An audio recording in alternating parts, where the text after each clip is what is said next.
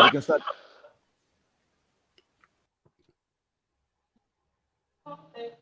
Ready?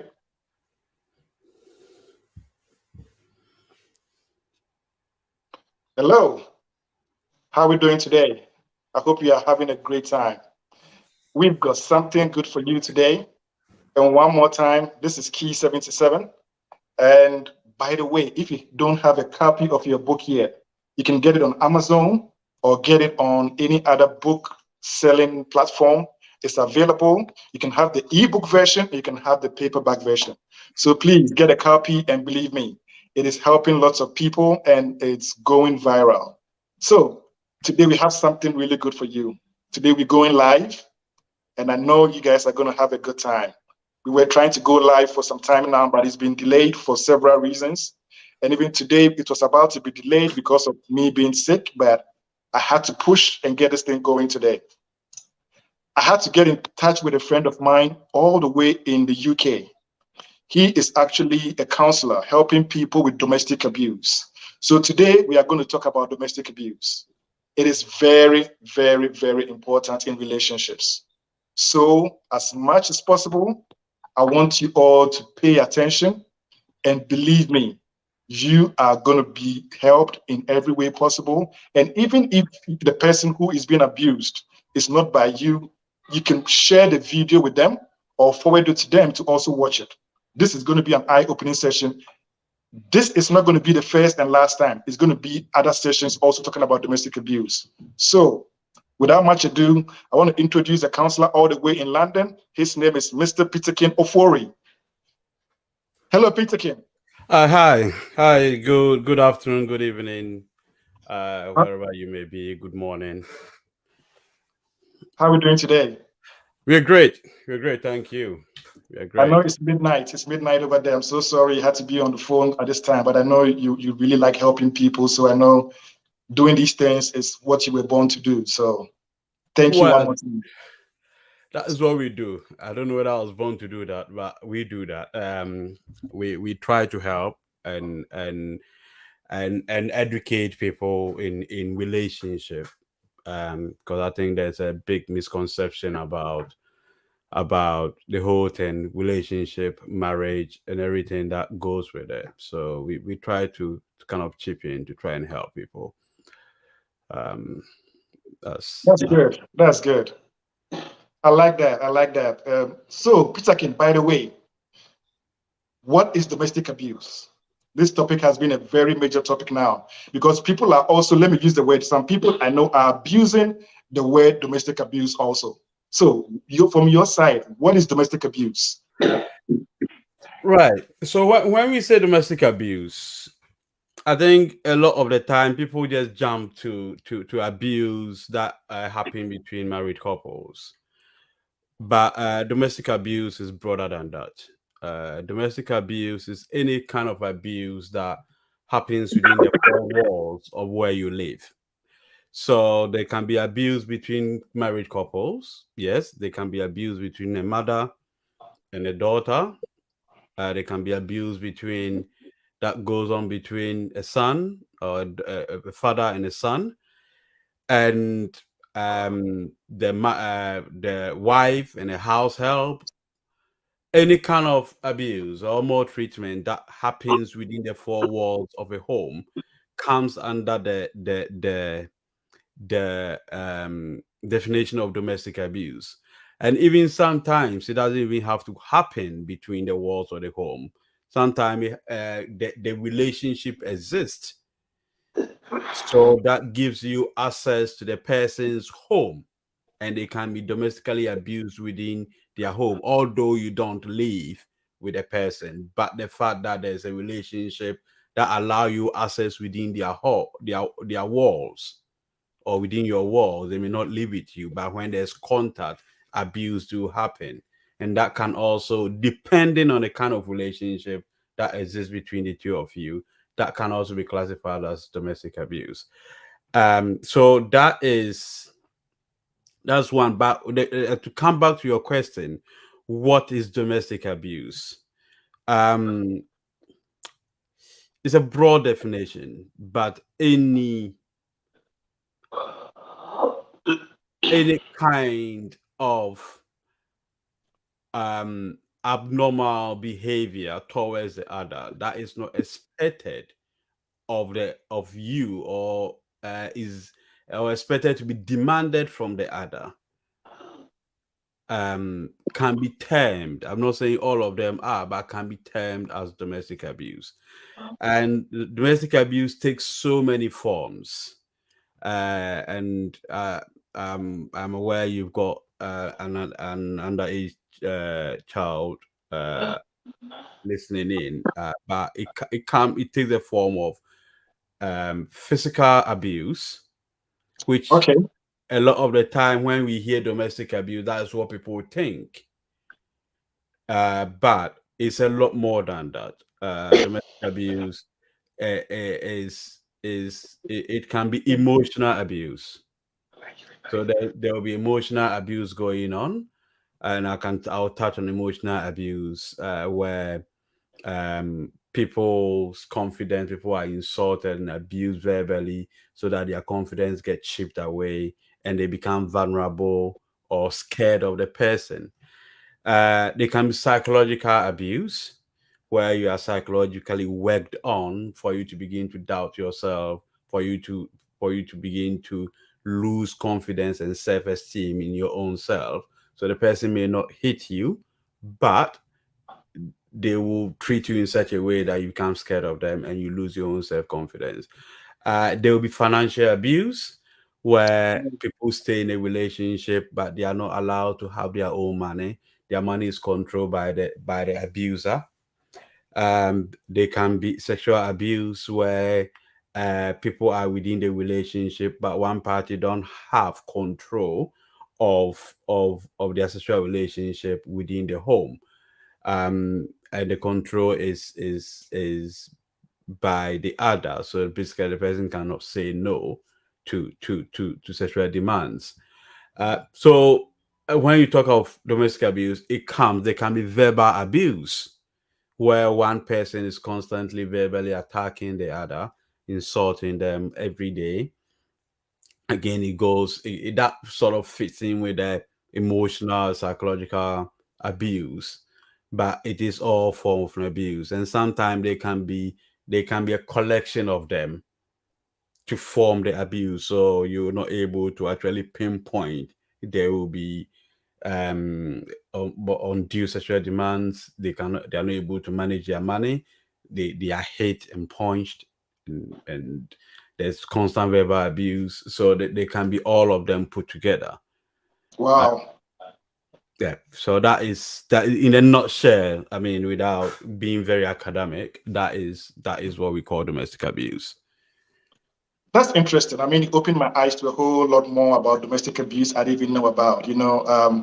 Sometimes based on where we grew up, I mean, the only domestic abuse we know is physical. But you Yes, just talked about the emotional aspect of it, which is kind of also major. very much So so. I know. So let's talk more about the emotional one. Let's talk about the psychological one you mentioned earlier. Could you let us know more about it since that one is not really known? Um, Without trying to get, I mean, what I'll try to do is try and make it as simplistic as possible, without trying to get all academic and all using terminologies. Having being abused psychologically is having a partner that is working on your psyche, that is working on your confidence, that is working on your self-esteem, that is working on things that will make you lose the ability to be objective, the ability to be able to confront that particular individual. So it goes in a form of it goes in a form of targeting your strength, right? So what will happen a lot of the time, you meet a woman, or a man meets a woman. The woman has got strength in areas that they can um strength that stood them out, and that becomes the focus upon which the abuser will begin to attack them. So if your strength is, for instance, um in a family setting, your strength is bringing everybody together at an event where you are there trying to entertain the crowd or entertain the guest. Your partner will start undermining you, will start saying little subtle things that is going to get you upset, that is Got going it. to chop your confidence away. um so it's very subtle, right? But I think in all this, it's important that for anybody to start to understand any form of abuse, I think it's important that we start from where abuse actually do start. Because when you understand how abuse start, then you are able to relate to any of these financial, psychological, emotional, physical abuse. You are able to actually deduce it. I mean, you're able to identify them. But if you are going to take the tackle, let's start emotional abuse. What is it? What is psychological abuse? We are going to struggle to actually understand it. So I would like to actually go back to how abuse actually do start. Got it. So let's go back to how abuse does start. And then also, we can touch on the topic of how do we, let's say, standing on the outside, identify people who are being abused? What if sometimes the abuser doesn't want them to go and report? How do we help? How do we Right. identify them? That is a very difficult one. To just to answer this question, it's a very difficult one to actually know uh or identify when somebody is being abused.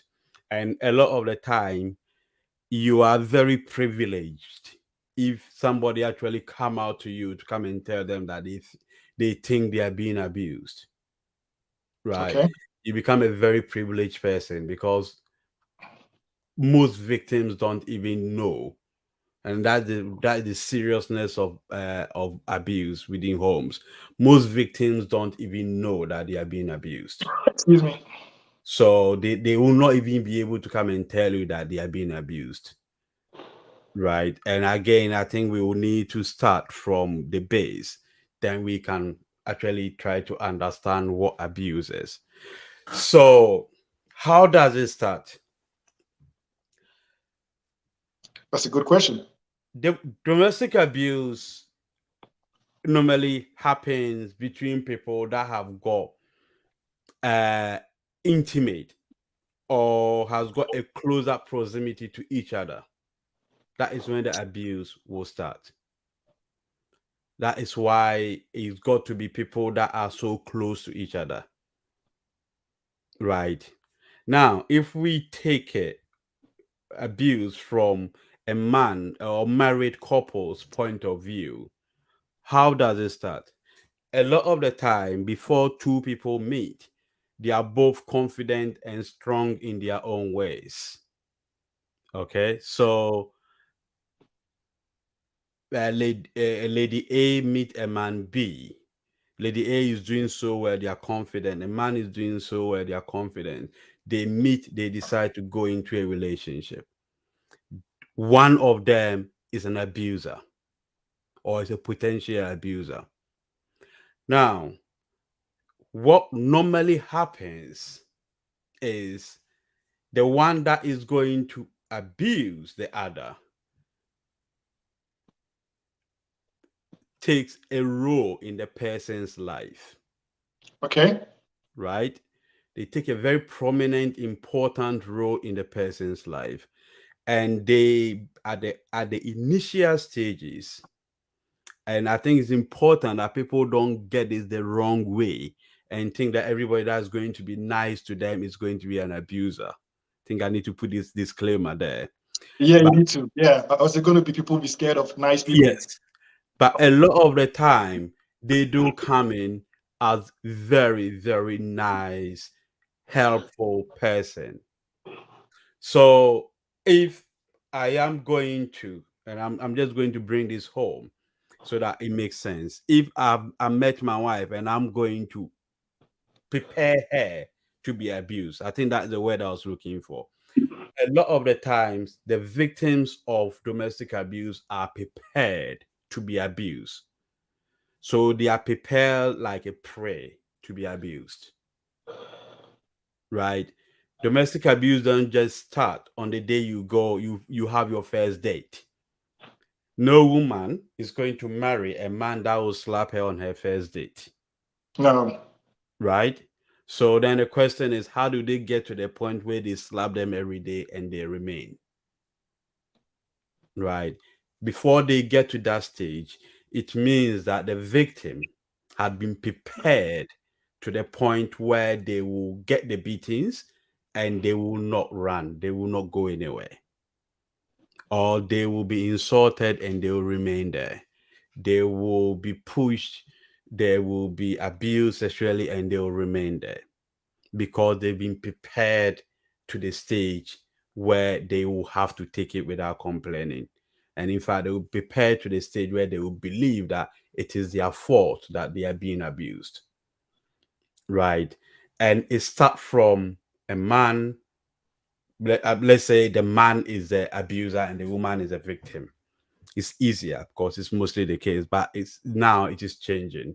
The statistics is almost 50-50 now. You'll be Oh, surprised. wow. Oh, yes. That's surprising. Yes. So women are also becoming very, very abusive in the relationship these days. I But thought men hardly report these things in the first place. Or no, now they men begin to don't. speak up. Men don't. They don't at all. I mean, I've met a few men in refuge centers, but they don't. But I don't want to move off the point. So when the two people meet and it is a man that is going to be the abuser, for instance, what you will see them do is that they try to take over the victim's life, and they come in a very beautiful way. So they will come in and say they meet the two of you, they meet, the man comes, the woman drives, the man drives. The man will come in like, oh, this traffic that you have to drive in every morning to work and every morning to back home, and you get tired by the time you get home and what have you. I will drive you, I'll drop you at work, and I will pick you. And it will take them 5 years. He will be doing that. Hmm. So I'm just giving one example of how they will creep into your life to control you. Got it. So one year they will do it. They will drop you off, pick you up, drop you off, pick you down. So what they will do in that period is disempowering you. Got it. So when they came into your life, you're driving. Now he's decided that he's dropping you and picking you. At the same time, and he's doing it so diligently without complaint. At that time, he is also beginning to sell himself as a nice person to yourself and to your family and your close friends. So, and a girl will, I mean, this is a girl, nice girl whose husband come and drop and pick, no complaint. The girls are now beginning to get jealous, and the girl is happy. She's also selling his husband as a very nice man who picks me and drop me, for instance, right? And that they have time. Abusers do have time. That's one thing they have until they get you. They operate like a cobra or a python. Yeah. They will have to run around you until you can't do anything before they start constricting you, before they start a constriction. So they will drop you off to such a time that you are not using your car because we go to church together. We do everything together. Why do we have two cars? Let's sell your car. It doesn't Oh, matter. wow. You don't need a car. So you see the car is sold. So now the only car you have is probably his car. And you continue to be dropped and picked. You don't have access to car anymore. Your friends know that you are wonderful. I mean, he's a wonderful person. Until when the abuse begin to come in, it comes in very subtly. So on one day you will get to work, or in the morning you are 5 minutes late to work, and your husband will shout, "Why are you late? Why are you making us late?" You probably, that may be the first time they've shouted at you. You will say, "I'm sorry." I mean, you will come while you shouting, "No, I'm sorry, but don't be late again. You are making us late." So that is the preparatory stage. He's now preparing you to be abused. So automatically, he's now put it in your head that you made him shout because you were running late. That's why he shouted. Otherwise, he doesn't shout at you. But he will apologize. He will say, "I'm sorry." Then he continues. Then the next step, the next day, he comes to work. You run late into work. Again, he will get angry. He will shout, but it will be, "I am sorry." Apology will follow, but the apology will follow with a caveat that you were running late. That's why I'm angry and I shouted. Okay. So the preparation starts. He is justifying his shouting at you, but you are also buying into the reason why he's shouting, because you were late. This will go on to the point where it will not be a shout again. It will be, "I will wait for 10 minutes and I'm driving off. You will need to find your way home." Now, don't forget that for the past 5 years, he's now been picking and dropping you. You are disempowered. Yeah. Now, your friends know that this your husband is such a wonderful husband that comes to pick and drop you. So now, when he does not pick you or he drives off, you are not going to missell your husband, are you? You are not going to start telling your friends that my husband is not that person that you are anymore, because you want to maintain that status quo that I've got this nice husband that everybody. Exactly. Yep.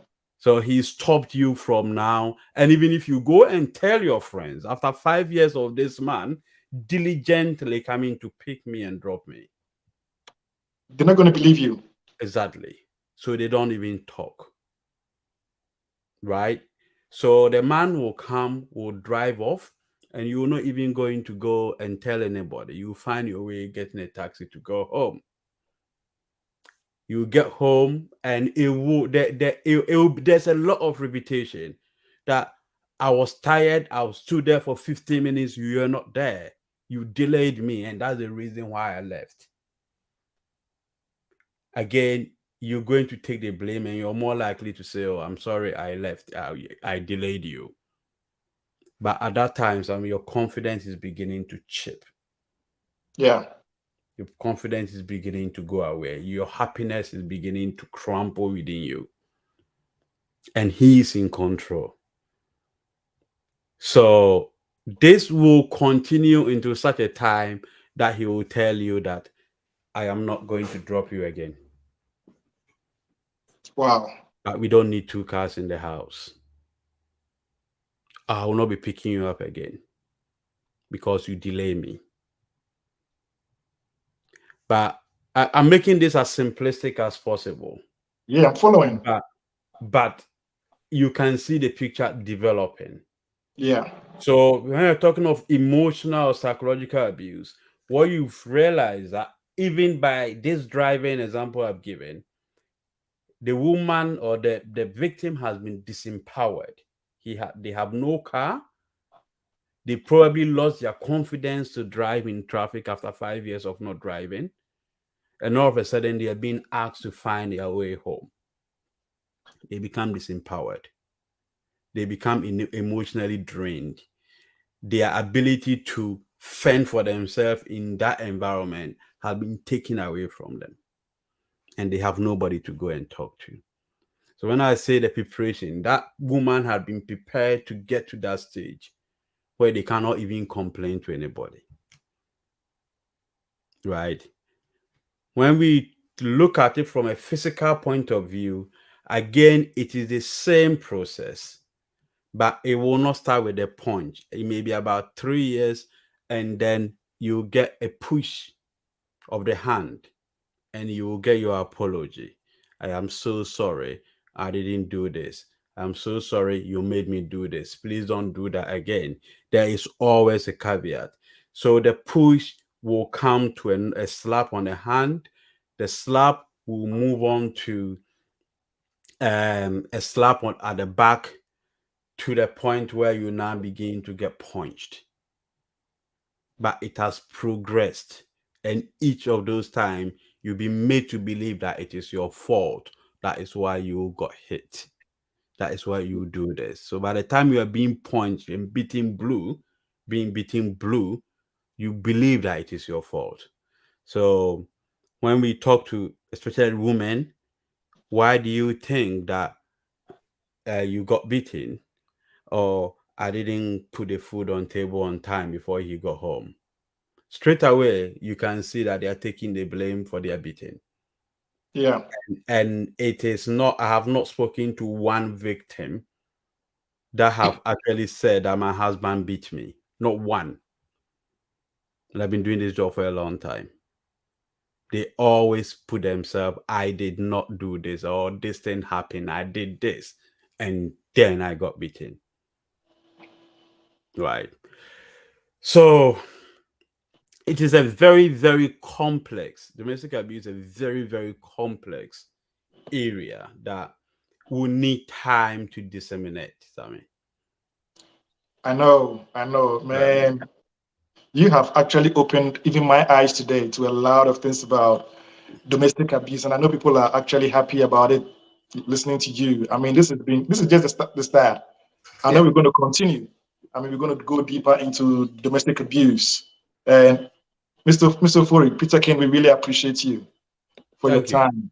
And hopefully next week, hopefully around the same time, we might meet again to try and continue with this on domestic abuse. But this was an eye-opening time for me and for everybody else. We should all look out for people who are being abused domestically. But there's more to discuss. There's more for us to know. There's more for us to be able to figure out how to help them and identify who they are. Very much so. We're going to discuss it all. Very much so. Very much yes, so. I know. And anything you want to discuss later on, put in the comments. Let's know what you think. I know Peter King has been amazing, and he's going to be here again next week, same time, and we're going to continue with this topic. And I appreciate you all. If you haven't bought your book yet, just get online on Amazon, grab a copy.